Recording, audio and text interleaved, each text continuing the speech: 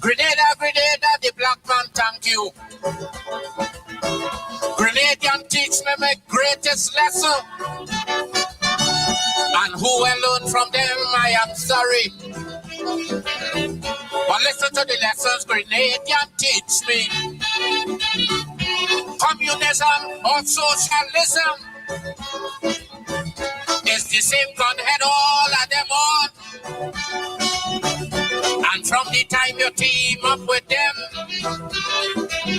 like Grenada, you're straight on the losing end. My friend, got to stay away from them is all them is confusion. You must have a nuclear weapon just to stay away from them is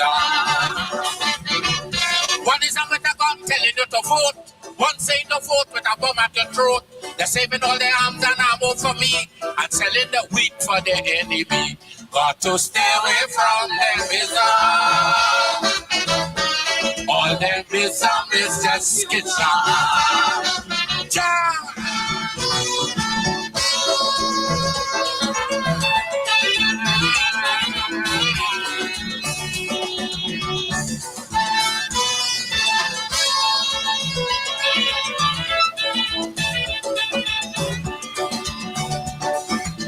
From the time you team with one of them is the first thing they're talking about is protection. Double tax of people full your treasury. You got to maintain an efficient army. And too much pressure from the opposition. They will always rent you a whole battalion. And when you get the nexism out the way, how much life it costs you could never see. No way, got to stay away from them is all them is confusion. You must have a nuclear weapon just to hold on to yourself. Rescue mission to help Grenada. Rescue mission to Afghanistan. Rescue mission going the world over. No rescue mission to South Africa. Got to stay away from them is all them is just schism.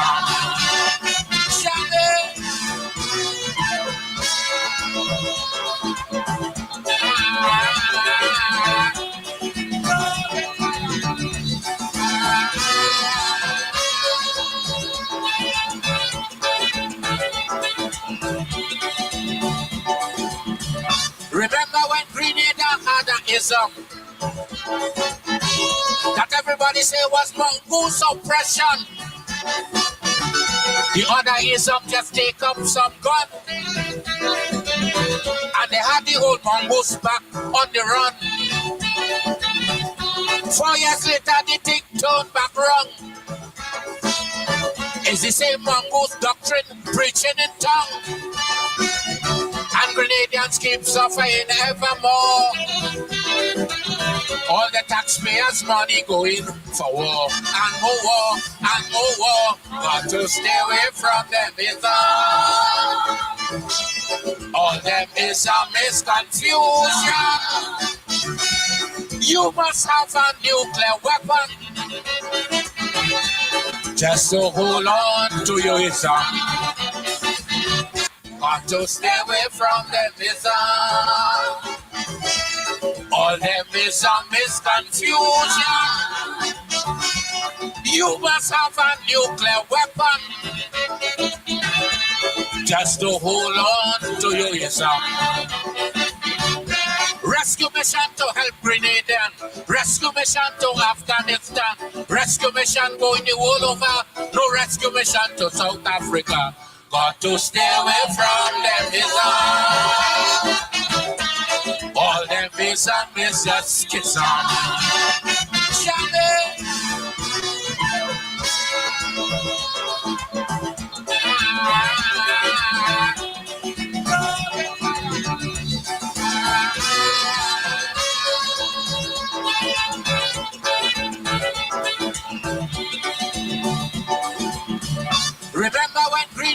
Ghanaism that everybody say was mongoose oppression. The other ism just take up some gun, and they had the old mongoose back on the run. 4 years later, the thing turned back wrong. It's the same mongoose doctrine preaching in tongue, and Grenadians keep suffering evermore. All the taxpayers' money going for war and more war and more war. Got to stay away from them all them is confusion. You must have a nuclear weapon just to hold on to your ism. They say how to keep forth from politics. Every year they boycotted Olympic. And while we arguing about who good and who bad, them going out in space and exploding flag. Got to stay away from them ism. All them ism is just schism. Johnny.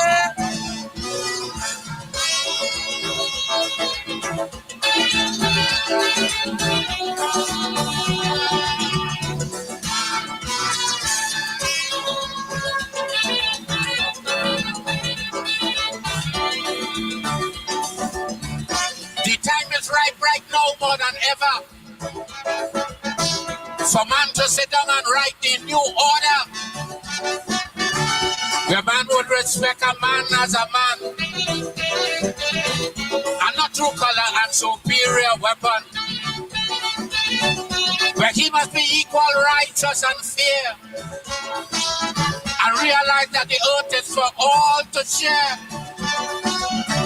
regardless of your color, class, or race. When them ism come, you keep off the peace. Why? Got to stay away from them ism. All them ism is confusion, and Grenadians keep suffering evermore. All the taxpayers' money going for war and more war and more war. Got to stay away from them ism. All them ism is confusion. You must have a nuclear weapon just to hold on to your ism. They say how to keep forth from politics. Every year they boycotted Olympic. And while we arguing about who good and who bad, them going out in space and exploding flag. Got to stay away from them ism. All them ism is just schism. Johnny.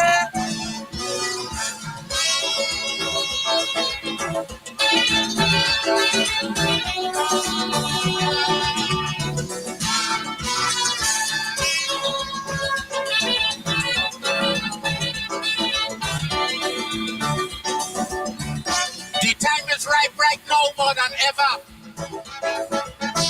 for man to sit down and write the new order, where man would respect a man as a man, and not through color and superior weapon, where he must be equal, righteous, and fair, and realize that the earth is for all to share, regardless of your color, class, or race. When them ism come, you keep off the peace. Why? Got to stay away from them ism. All them ism is confusion. You must have a nuclear weapon just to hold on to your ism. One ism say come, one ism say go. One ism say yes, the next one say no. And while we keep fighting, there is a war. We people keep getting poor and more poor. But to stay away from them ism.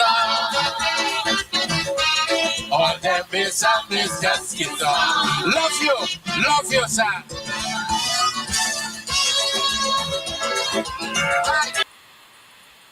Oh, yes. Oh, yes.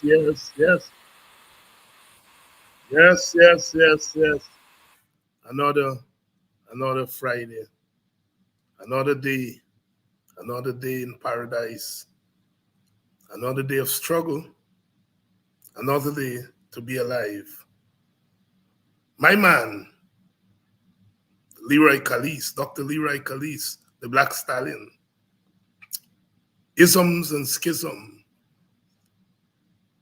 Welcome, all of you. Welcome down to Politics 101 on a Friday night.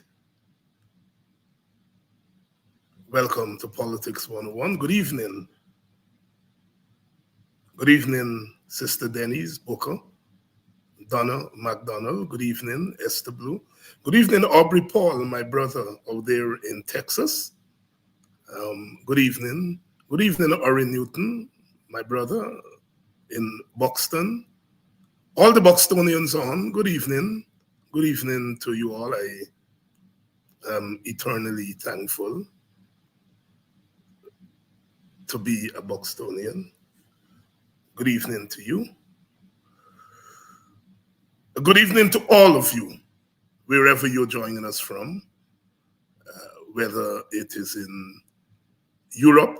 Good evening to all of you who are joining us from the United Kingdom, all my friends and comrades and villagers, fellow villagers out there. Good evening to the Skinners. Good evening to all of you. Norman Brown, good evening to you. I mentioned a couple of weeks ago that after almost 4 decades, I ran into one of my classmates who is now living in England, Mrs. Skinner, Jean McPherson. And, I was talking about our times as children and the genius of that sister. Could have done anything in academia if she had chosen to. And I forgot to mention that she was a bishop's girl, and the bishop's posse on Politics 101 reminded me of that. Good evening to all the bishop's people. In my time when you're from the village and one of our own went to bishops or queens, that was a big deal. And Jean McPherson and went to bishops that year, and Brian Moses went to queens, I remember well. So I forgot to mention that. Good evening to you, Jean McPherson, if you're listening, and all our good people out there in the United Kingdom. Those of you who are joining us from France, good evening. And good evening to all of you. Yesterday, my sister Lynette Zephyr, my real sister Lynette Zephyr, out there in Brooklyn. Good evening to you. It's always a pleasure. You're a trooper. You're a trooper. And I always talk about Lynette. I mean, I've known Lynette since we were children, going to school at the same St. Anthony's RC School, Roman Church School in Buxton. And then later on, when we migrated, we got closer. And everybody knew that I was into politics. And the thing is that we hardly talked politics when we were together as friends. And I never knew Lynette, as we call her, or Imogene or Mogene, never knew Mogene was a political animal. We were friends. We never talked politics. And it's only over the last couple of years that I realized she's such a political animal. And it goes to show that, the experience of community, you take things for granted. Good evening, Lynette. Good evening, Omar David. Good evening, Yvette Graham, Jacqueline Argyle, all wonderful people, all Politics 101 troopers. Whether you're joining us from St. Martin, I know quite a few of us are there, from the Bahamas. Good evening. All of you are joining us from our Caribbean region. I notice Marlon Newton is on. Good evening, my brother. Donna McDonald. Good evening, Simone Blackman. Good evening. Welcome to Politics 101. Normally, we would have Dr. Vincent Adams on tonight, and I completely forgot it was Friday. And by the time I remember it was Friday, it was too late to get on to him. And so our apologies for not having Dr. Vincent Adams on. I spent most of the day watching cricket.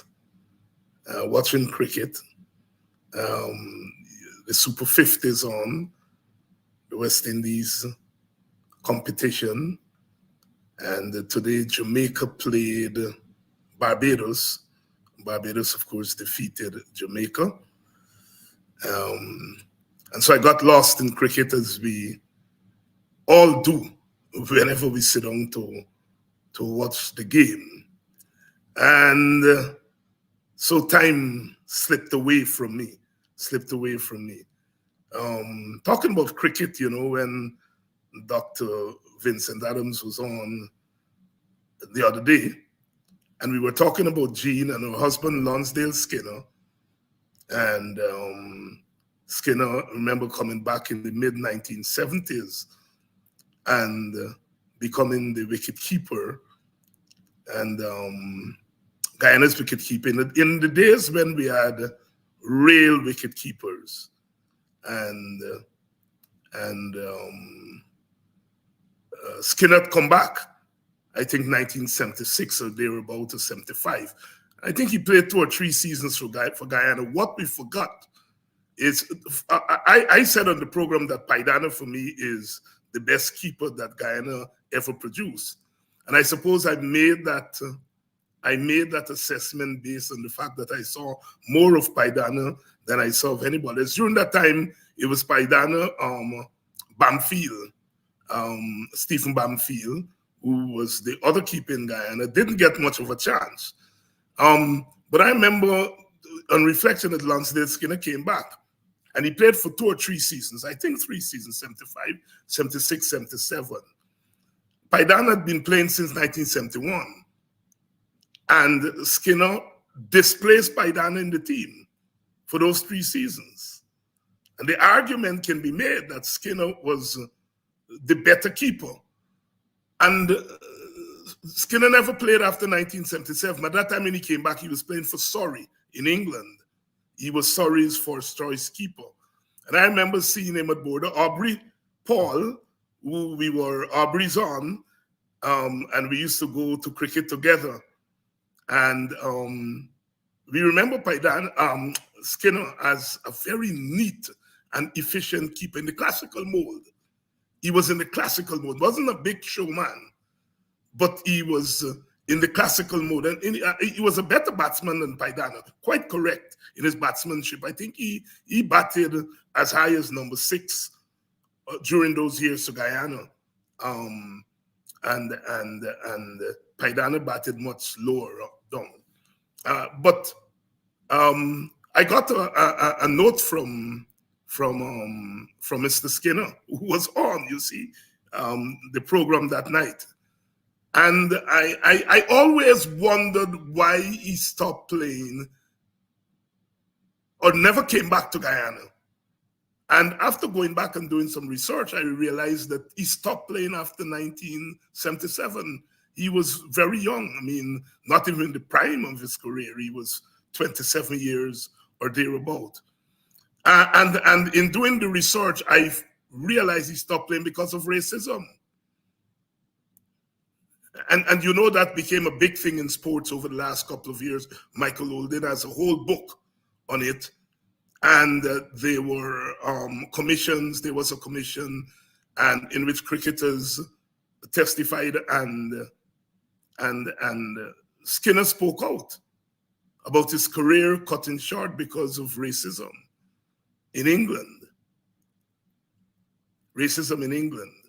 And while we did not have racism in Guyana and the Caribbean in that sense, we did have our problems in terms of who played and who didn't play. And Skinner might have been a victim too of favoritism in Guyana.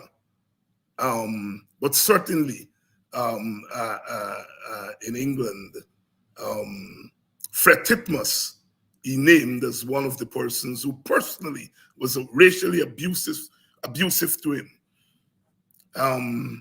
And I always threatened to do a podcast in cricket because there's so much to learn about our society in cricket. But Aubrey, you remember when we saw Skinner? No, I remember you was a Skinner. You was a Skinner man, Aubrey. Aubrey Paul is an interesting guy when it came to cricket. He would always back the underdog. Aubrey Paul, who's your favorite batsman? And he would tell you about Theodore Coffey from Trinidad. Not many people remember Theodore Coffey. He played for Trinidad a few years. Wasn't the best batsman. He was a regular in the team, but Aubrey had a way of always supporting the underdog. And Aubrey, I remember, was a Skinner man. Good evening to you, Mr. Skinner, if you're watching. And I learned also that Mr. Skinner is a Plaisance man. I didn't know that. The cricketer I remember from Plaisance was Rex Collymore, the left arm spinner during that time. But yes, on reflection, Skinner had to be as good as Paidan or even better because he displaced him. And as I said, while playing for Guyana in those years, he was playing for Surrey. I mean, you couldn't play for one of the county teams in those years if you were not good. Especially a team like Surrey. Surrey was very, very, very strong during that period. Good evening to you and welcome to Politics 101. Yesterday, October 19, was the 40th anniversary of the demise of the Grenadian Revolution. Hence my opening calypso tonight by Black Stallion, Isms and Schisms. Stalin reflecting on the Grenadian Revolution, the only armed revolution that took place in the English-speaking Caribbean, where the New Jewel movement, led by Maurice Bishop, overthrew the Eric Gairy government and created the Grenadian Revolution, which lasted for 4 years. For 4 years. And in 1983, in October, there was self-implosion, partly as one faction of the NJM, led by the deputy Bernard Cord,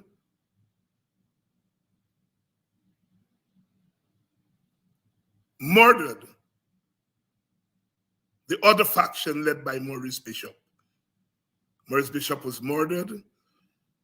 The Americans seized the opportunity, invaded Grenada, and that was that.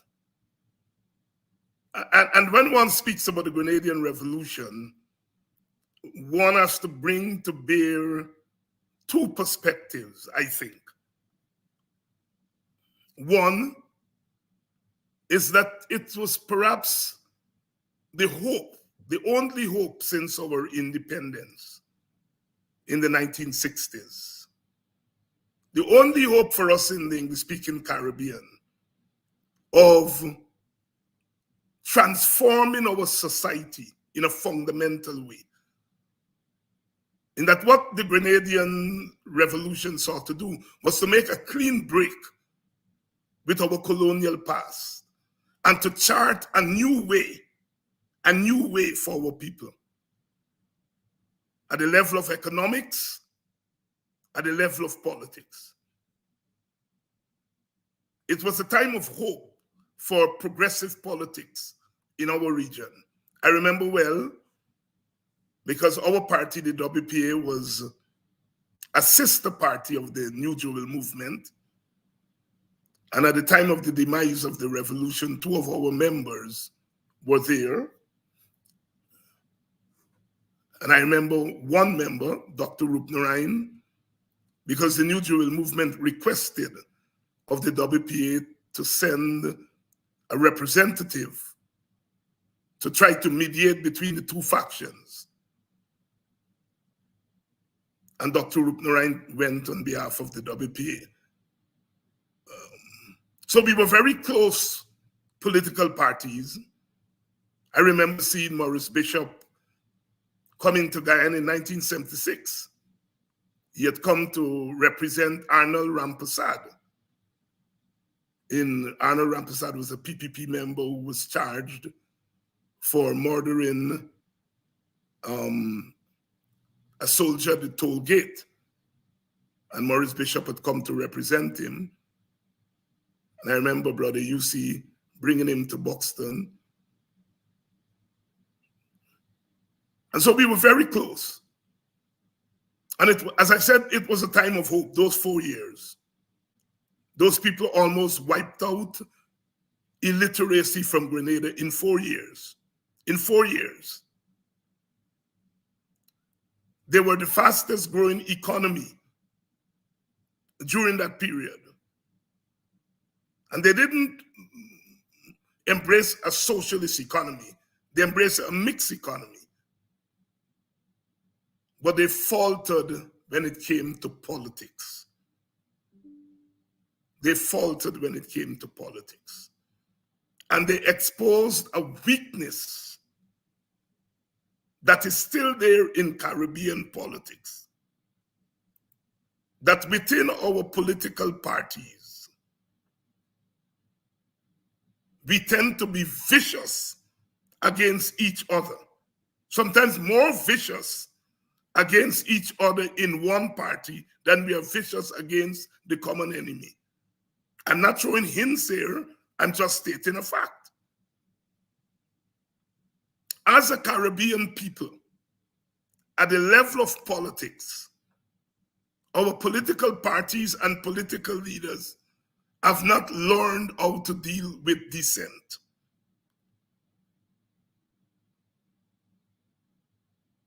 And that has led to all kinds of atrocities since independence. Look at our own government in Guyana and the way it is dealing with dissent.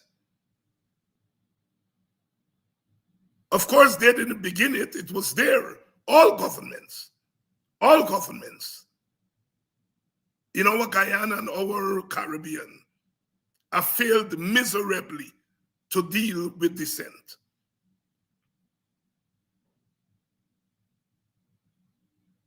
I remember when Lincoln Lewis and I were writing in the Chronicle, we were supporters of the coalition government, but we felt that we needed to turn the Chronicle into a better newspaper, meaning a newspaper that can support the government, but also carry in its pages critique of the government. And Lincoln and I decided that we were going to critique the government, although we supported the government. And I said on this program before, we were writing the editorials for the paper. And the editorials were very supportive of the government. But we were doing our own columns where from time to time we were critical of the government. So on a Sunday, I would write an editorial praising the government, but in my column being critical of the government. And I felt you couldn't beat that. But at the top level of the coalition government, they felt that all we should do is praise the government and not be critical of the government. And you all know the story. They kick us out of the Chronicle. We weren't opposition. We were supporters of the government. We in our Caribbean, our Guyana, have still not learned how to deal with dissent, especially dissent coming from inside.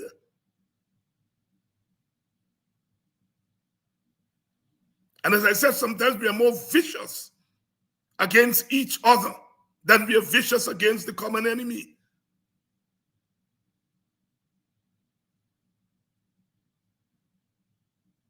And so the Grenadian Revolution faltered when it came to that. The court faction believed Bishop was not revolutionary enough. Bishop wanted to open up talks with the Americans because this was during the Cold War. The court faction felt that they should take a harder line. And instead of resolving the issue, one faction picked up guns against the other faction. They first put Maurice Bishop under house arrest.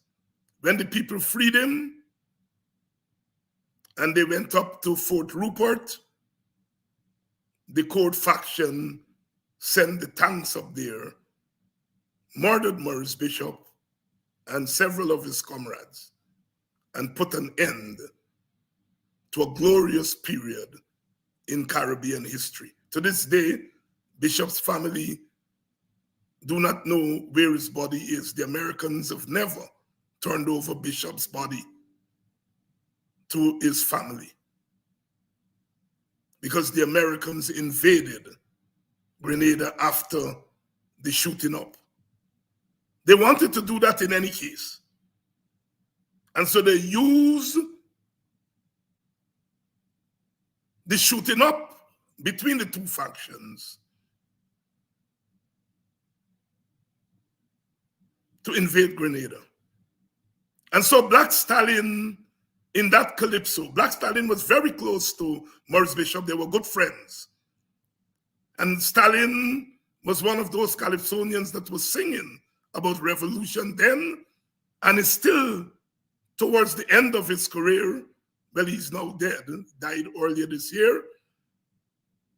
But throughout his career, he sang about revolution. So he was not against revolution, as many of us in the Caribbean were not.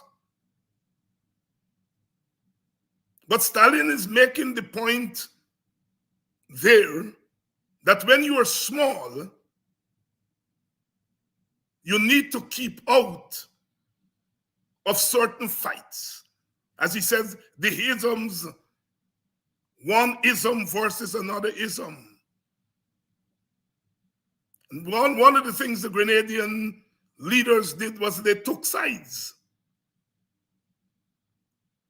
When the Soviet Union invaded Afghanistan in 1980,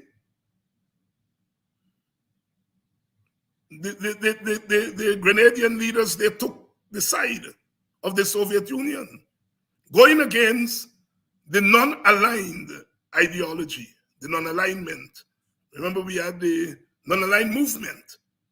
If you go to that little park opposite the Bank of Guyana, we have the bust there of the founders of the non-aligned movement. Jawaharlal Nehru of India, Joseph Tito of Yugoslavia, Nasser of Egypt, and Nkrumah of Ghana. They created a path, what they call the non-aligned path, aligned neither with the Soviets nor with the Americans. It was a difficult time because in many cases you were forced to align. But at least the non-aligned movement offered a way out for us. And Stalin in that song is saying, it is the right approach, even today. Because he's saying if you have one ism, you better have a nuclear weapon to defend your ism. Grenada didn't have a nuclear weapon. And we are seeing today, it is those countries with nuclear weapons who are able to defend themselves against the isms. The Israelis have nuclear weapons. The Palestinians don't have. And we see the one-sidedness that's happening there. So Stalin is saying the lessons from the Grenadian Revolution is that we have to beware of isms. and that we have to be very careful of how we deal with internal dissent. We still haven't solved that in Guyana and the Caribbean.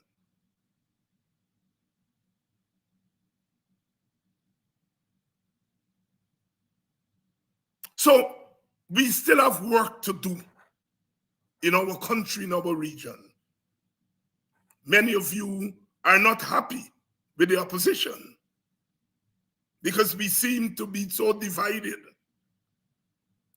There is no all opposition front. I noticed the other day the AFC and the PNC came together at one press conference and spoke against the Venezuela incursions. And right away, Jack Dio got antsy because the PPP doesn't want to see unity on the opposition side. They don't. They don't.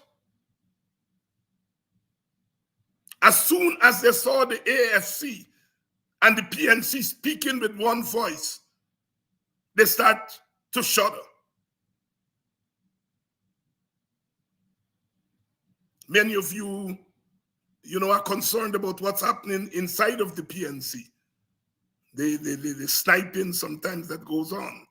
Now, in any political party or political movement, you are going to have differences.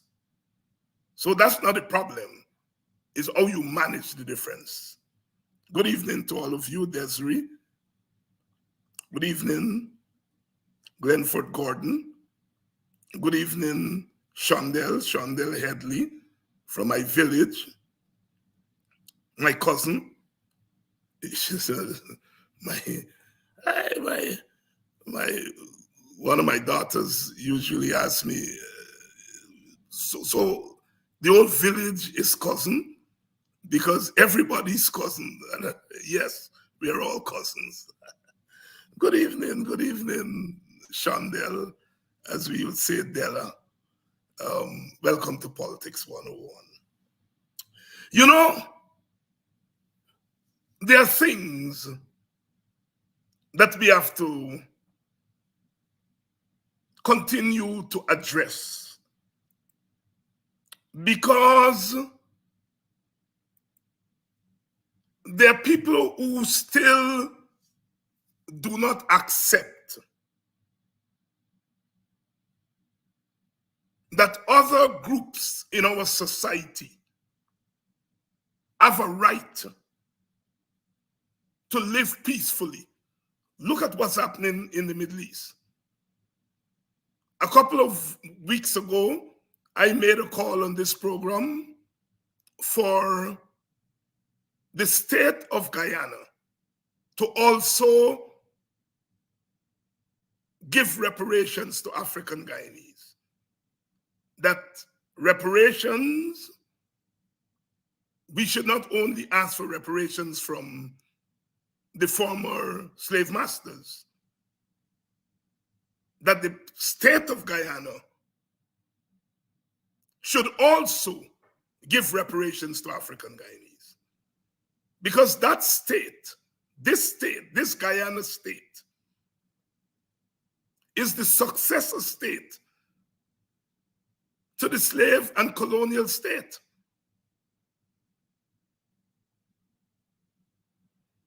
And as Brother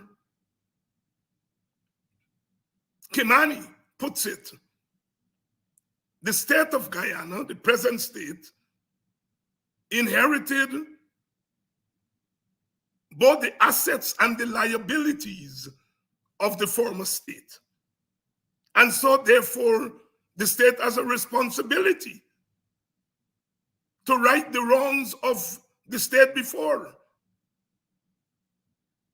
Now we know at the time of independence, the independent state guaranteed Amerindians lands and their right to land.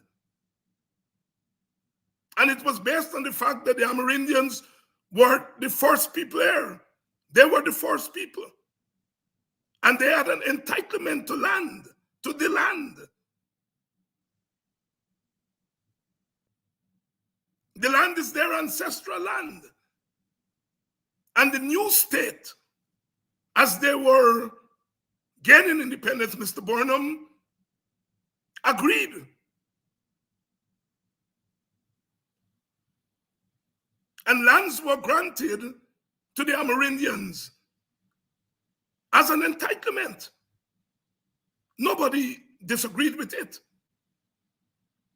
And successive governments have honored that agreement. But when I said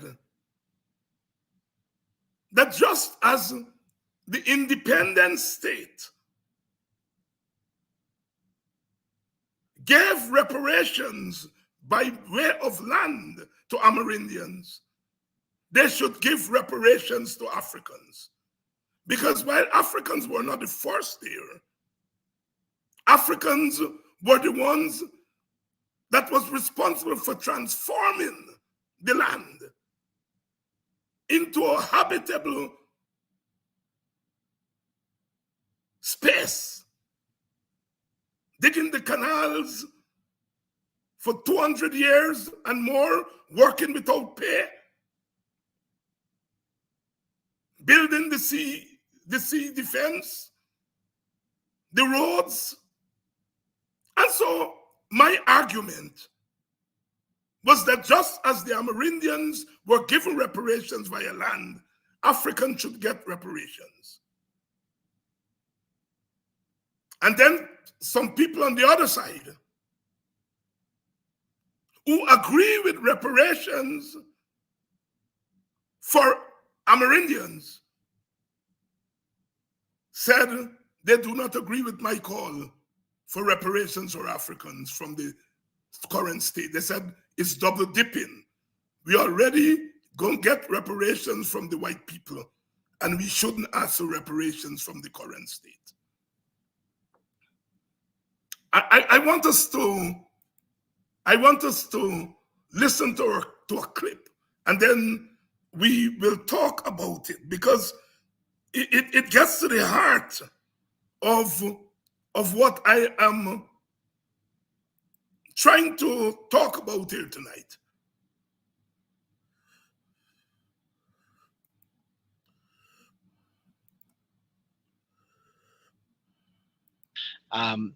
But the point is, we don't see a distinction between the history of Indians when you compare, Indian history to the experience of others. Yes, we are brown people. We can be united on certain issues and so on.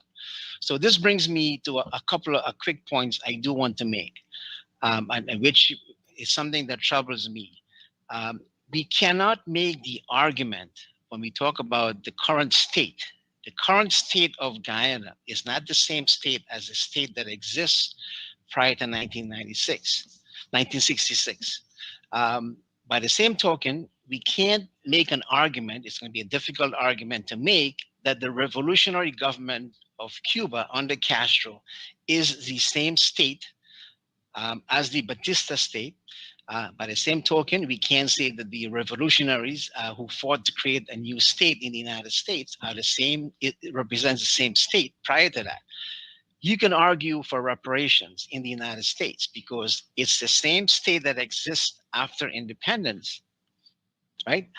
Which enforced and established slavery in the United States.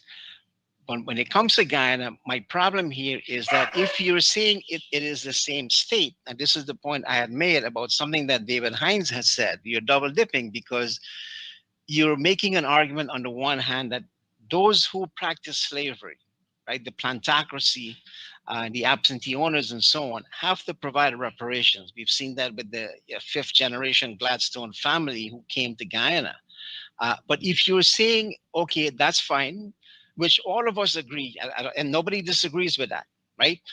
We all support reparation. But now you're saying that the current state of Guyana has to pay Africans reparation because their blood and their bones and flesh are buried, in those dungeons where those oil are being kept. Then you're now saying, well, it's the Amerindians, it's the Indians, and it's the other people in Guyana who are now being asked to pay reparations. So you're double dipping. And I stand by that argument that I made. It is not the same state. Um, and it's difficult to make that argument.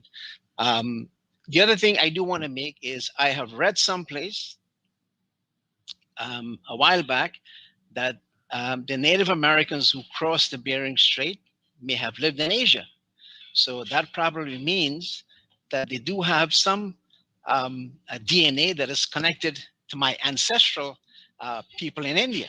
If that's the case, maybe the three Amerindian tribes that Vincent talked about that may have come before Africa, maybe the other five have the DNA of my ancestors from India. So therefore, I can now make the argument that my ancestors were here long before many of the Amerindians, way before the Africans who came, right? So we came before Columbus, if you want to make that argument. My point in saying that is this, and it comes back to the question, and I want to be very blunt about this because we can't speak in a vacuum. Where does this end, right? The whole question of entitlement. Kimani talked about his personal experience. Well, my father was a very religious person. He would do his Lakshmi puja. Lakshmi is the goddess of wealth. He built a cottage. We lived there. He had 9 kids. Then he built a house, had 1 room, expanded that house. He bought some land, and that he was doing that while he worked at the estate, and he got hit by a punt that broke his hip, but he still continued. So my point is, we never complained. I've never heard him or anyone else complain about the fact that, well, it's the colonials, it's the British, who caused this high rate of suicide or alcoholism among Indians. They bear their sheaf, as we would say, and they continued. So my problem with this whole argument is that it comes back to this question again of entitlement, because I've heard it before. And what I have heard before is that, repeat what I said before, we came here before, we suffered more, we uplift Guyana 5,000 miles above the seacoast. Africans lifted, 100 million tons of dirt. That's in the report that Nigel Hughes quoted, a brilliant lawyer. I wouldn't have him as a math teacher, but he's a brilliant lawyer. I don't know how they came up with that figure. But again, I'm not trying to make a mockery of this issue, right? I'm not trying to be flippant. But there are others in Guyana who have progressed. They have worked their butt off. And I talked about before the show about a person named Hari Prasad, who had so many obstacles in his way. He started out as a woodcutter. He used to sell in the market. He buy a ship, bought a second one. He began to transport wood. And then he eventually said, okay, the heck with this. I'm going to live in India. He took his 6 kids and his wife. He went to India. He lived there for a while, but then he came back and then he built this town called Prasad Nagar with his own strength. To me, that is the strength of entrepreneurship. Nobody gave him a handout, right? There was no affirmative action to help him. He did this all on his own, and there are many Indians like that in Guyana. Now, we can make the argument that, well, Barnum did a lot of things. He crushed people. On the one hand, he allowed them to have the co-op, right? But on the other hand, he established an authoritarian system that took the power away from local people. So the question is, where do we go from there? And if we're using history as hindsight, we can't simply say that because of history. I mean, the Jews are saying that today, but they were the promised people. They built the temple, right? The Babylonians destroyed it. They built it again. Then the Romans came and destroyed it. Then they went all over Europe. And Hitler did his thing, and then they came back and says, look, this is, the Old Testament says, this is our land. We belong here, right? They can make that claim because they can defend it, right? They have the guns or whatever. So long story short, my point is this. I think we are trying to intellectualize this too much, especially when you have people like Eric Phillips talking about a certain percentage of land. In a country that is so big, you have less than 1 million people, and we have an oil wealth on top of our heads, and we are still, digging ourselves into battle, and we're arguing about land. So it's an important issue when it comes to learning about history, but when we use that historical knowledge or that history and try to make a claim on the state, a different state, mind you, that you owe me this. And at the same time, if that state is going to act on that demand, it means that you are now putting other people at a disadvantage who have sacrificed themselves over generations to be where they are today. And the question is, that one of the things that people are asking today in the United States, for instance, which we support, things like affirmative action and so on. If you don't have a lot of business people, okay, let's create programs to do that. But where and when does it end? And so far, I've asked these questions many times before, and nobody seems to have an answer for me. Right? You had 28 years of a government that established itself through institutions, through policies, and so on. But yet, we seem to forget that, and we now want to start from scratch and go back to the history book. Right? So I guess my point and my frustration with this, as you can tell, is that we seem to be using that piece of history, right, to put ourselves on the pedestal. Because I started out by saying we don't have a lot of Indians who could make these kinds of arguments, right? And maybe if we did, we can get to that point where we can say, look, there is that history, but there is something else about history which we can take and say, look, let's come up with a plan, right? A plan which can make things work. And that means we have to discuss a model. All right. That is Dr. Betoram Ramarak. Dr. Betoram Ramarak. He's part of the Rafidev organization.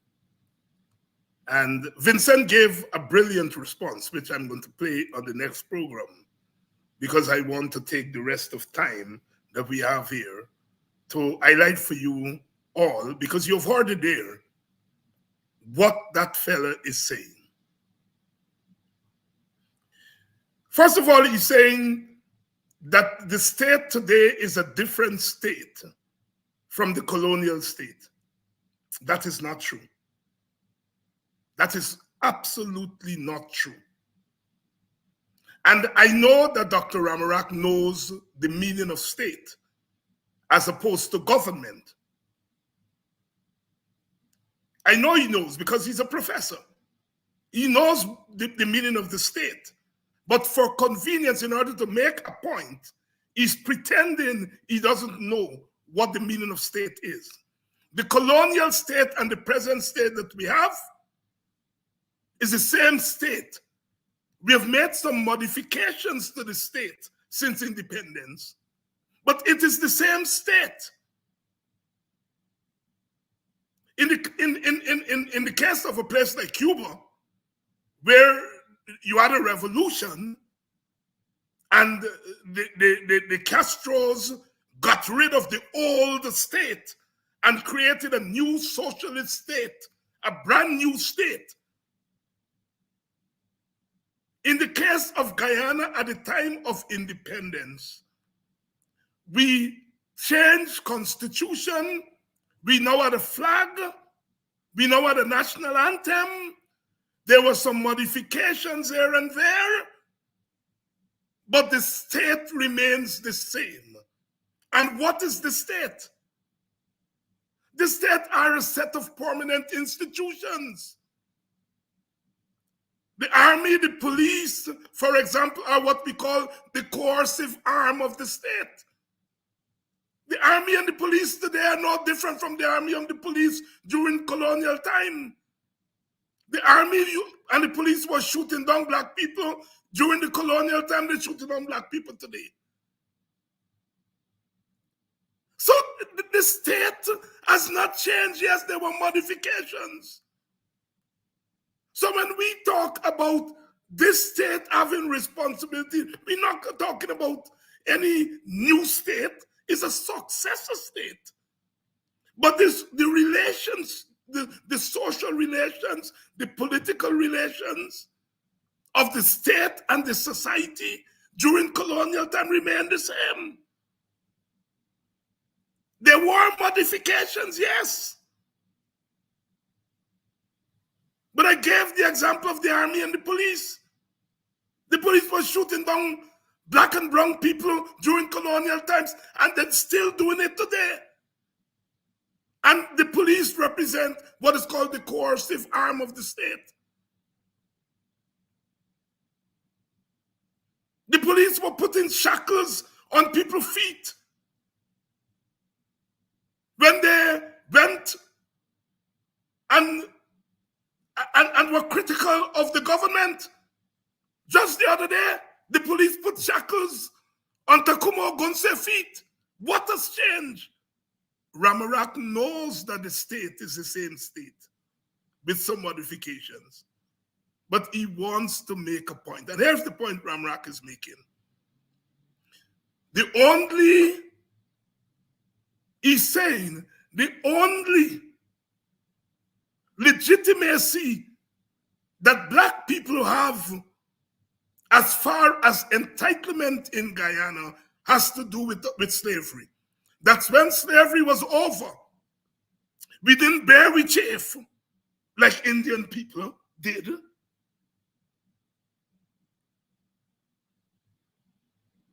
We didn't have any Hari Prasad like the one he mentioned. That we were looking for handouts, unlike his daddy, who never complained, and he built a house. Black people always complaining. We didn't build houses for our children. And he's making the dangerous point that since independence, we African people have not contributed as much as other races. And so if we're asking the state for reparations, we're asking other races for reparations, because it's the other races that have contributed to the national patrimony, not us. Our contribution to the natural patrimony was during slavery, and we're going to get reparations from white people. But in the present dispensation, we have not contributed, and so we are not entitled. That's the point the gentleman is making. In order to make that point, he has to make a differentiation between the colonial state and the present state. He knows what the state is, but he wants to make that point that if you measure contributions to Guyana since independence, Indian people and perhaps other races have made more contributions. They didn't rely on history because they weren't in slavery. They rely on hard work. They never complain. They never get handouts. Black people, we have spent our time since independence complaining, getting handouts, and now we're asking the state, this new dispensation according to him, to which we have contributed less than others. That's the major point Dr. Ramarak is making. So we are double dipping. We're going to get from the slave masters, and he doesn't have a problem with that. But in terms of the present dispensation since independence, we are entitled to nothing.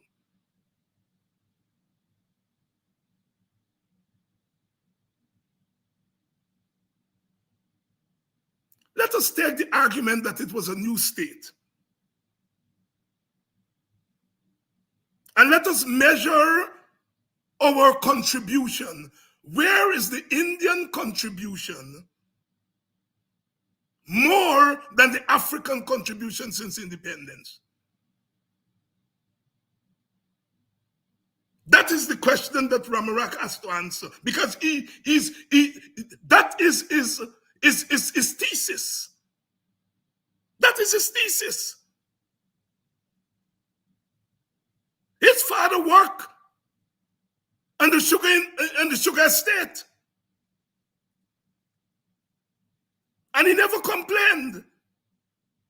He forgot that black people father work as policemen and women guarding the estate, guarding his father,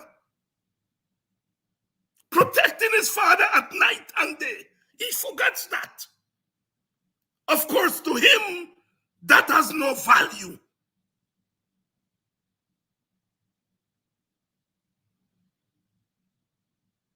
Mr. Prashad, Bill Prashad Nagar,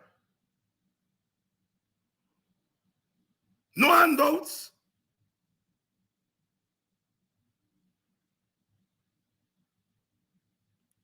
I want him to tell us who the carpenters were that built the houses in Prashad Nagar, who digged the drains in Prashad Nagar, who paved the roads in Prashad Nagar. These guys are dangerous. You see, in one fell swoop, Eric Phillips, Nigel Hughes, David Hines.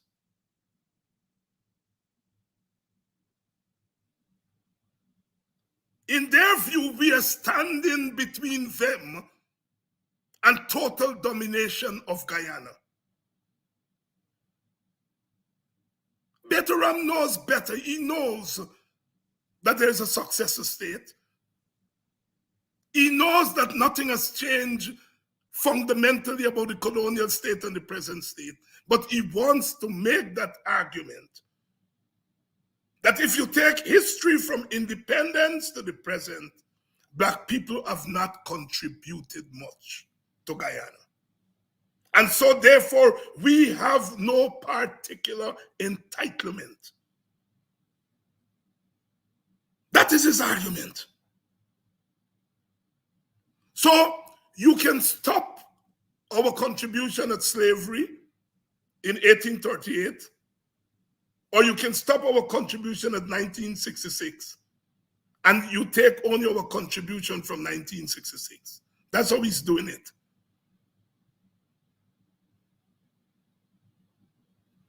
He's not saying that because of your work without payment before 1838, you then laid the basis for others who came who didn't have to work without pay.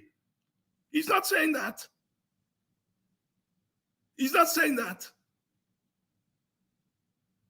He's saying that from 1966, Indian people have contributed more than us. And so therefore we have no entitlement. We didn't bear with chafe. We complain about history. We complain about history, and we're using our history according to him to put us on a pedestal. Well, yes, Dr. Ramarak, take David, I tell you tonight. We are using our history to put us on a pedestal, yes. Not a pedestal that makes us superior to others, but one that makes us equal to others. Because slavery and colonialism took us off that pedestal that we were on in Africa. And the sons and daughters of Africa have a right to restore African people to the pedestal. I make no apologies for that, Dr. Ramarak. Absolutely none. That's what they sent me to school to do. And I'm going to do it whether you or others who ought to know better think I shouldn't do it.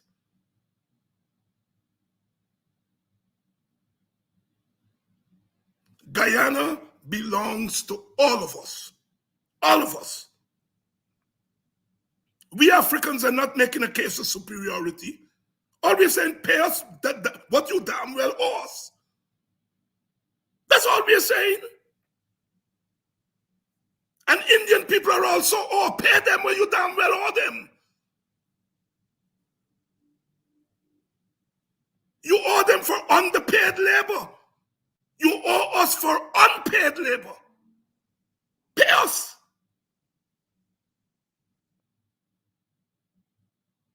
Pay us. All of us. But no. According to Dr. Ramarak, if the state pays reparations to Africans, then it's coming from Indians. What nonsense. The wealth that is coming from oil, does it belong less to Indians than Africans or more to Indians than Africans? No, it belongs equally to all of us. And when I am talking about reparations from the state, I'm not asking the state to give us money. I'm saying there are things that African people are dispossessed of because of our history. Begin by starting to teach African history in our schools. That's reparations. So that we can learn about ourselves. Our children can learn about their history.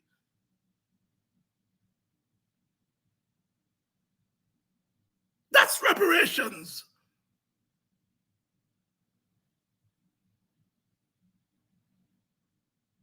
Indian people were able to buy lands cheap. We bought lands at inflated price after 1838. And the state has now seized those lands. Vincent will explain that those neighborhood councils that we have there, NDCs, the Falls Buxton NDC that has control of Buxton lands. The NDC is a state entity.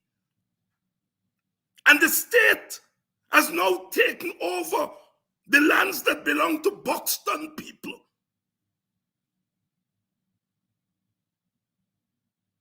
The state has dispossessed Buxtonians of their land, or Beefy people, or Moko people.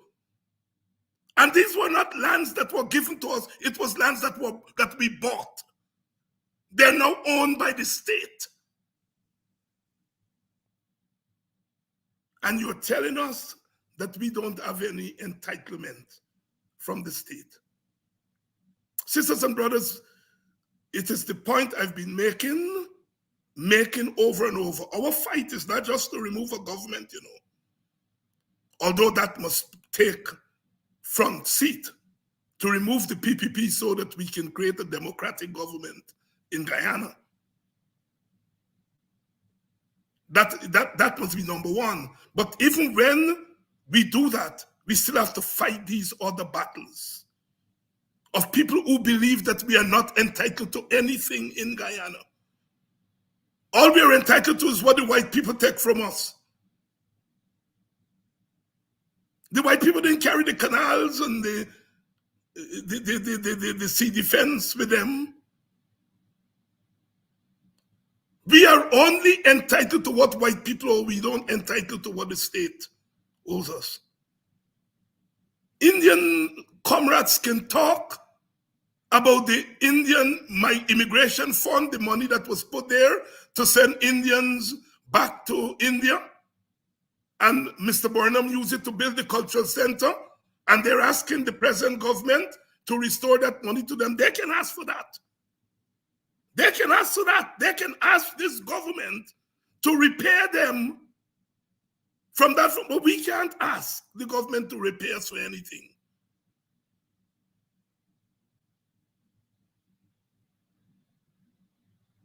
So Dr. Ramarak is confusing state and government. He talks about 28 years. The 28 years of the PNC was the 28 years of a PNC government. And the other 28 years or 25 years of the PPP was of PPP government. but they were both governments under the same state. The PPP never dismantled the state when they took over from Burnham. Burnham Constitution was bad, they keep it. The Constitution is an instrument of the state. They keep it. They never transformed the state. The difference between the PNC and PPP is not the state, it's how they use the state. And look at the way in which this PPP government is using the state. Look at how it's using the police. Look at how it's using the army. Look at what it's doing with the Constitution. Look at how it's using the judiciary. Those are all institutions of the state. They are raping the state.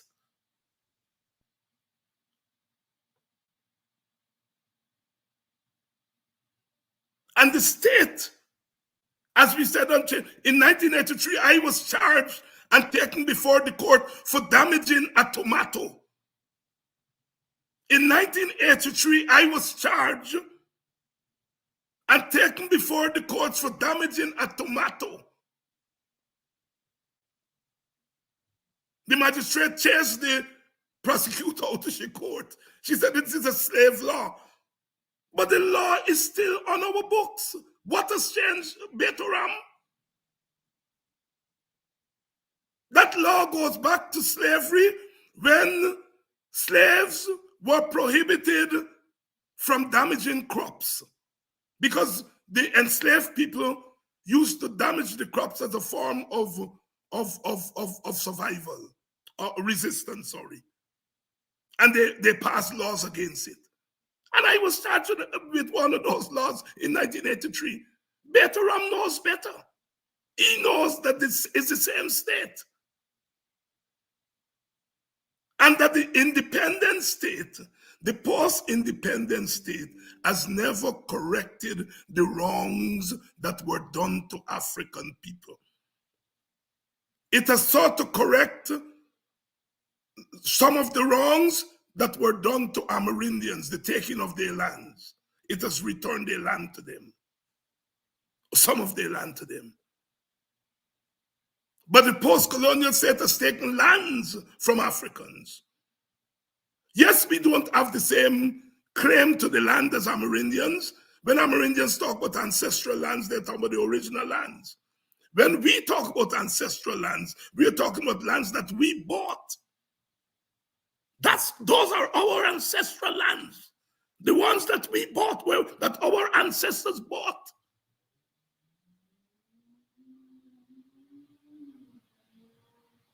So, you all see what we are up against and why we have to continue this fight and why we have to broaden this fight. We have to remove the PPP government in order to create a democratic form of governance. They are a hindrance to democratic governance. So we've got to remove them. So we have to fight that fight. But we also have to fight the fight for our survival in Guyana, our claim to Guyana. Because there is an intellectual stream of thought that would relegate us to third-class citizens in Guyana. When you are telling a group of citizens they have no entitlement, all citizens have an entitlement in any country. And you are telling us we Africans don't have an entitlement because we didn't bear his chief. But your daddy bear his chief. A punt injured him and he's still gone. Apparently when Africans were injured, they lie down home and stop work. We didn't bury chief. We didn't build houses for our children. We didn't create communities like Prashad Nagar. Never mind the village movement that we created and we maintain to this day. Oh no, we are not producers of anything of worth since slavery.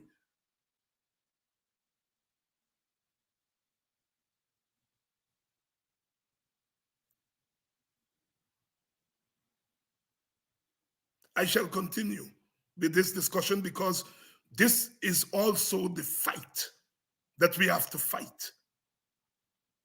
And this is what people like Vincent Alexander, Nigel Hughes, and Eric Phillips, and the David Hines and others of our community are doing.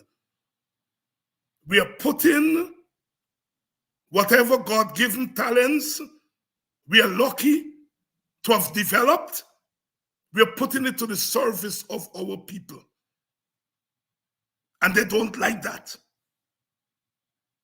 They would like us to behave like the other Phillips in the PPP. That's what they want us to do. But once we're not doing that, and we are fighting, as they say, to put black people back on the pedestal, because slavery took us down from that pedestal. And colonialism did. And they're trying to keep us down there. And yes, all groups use their history to lift themselves. History is his story. Our story. History is our story. If we can't use my story to put me back on the pedestal, what are we? Have a wonderful weekend, full of reflections, full of relaxation, but knowing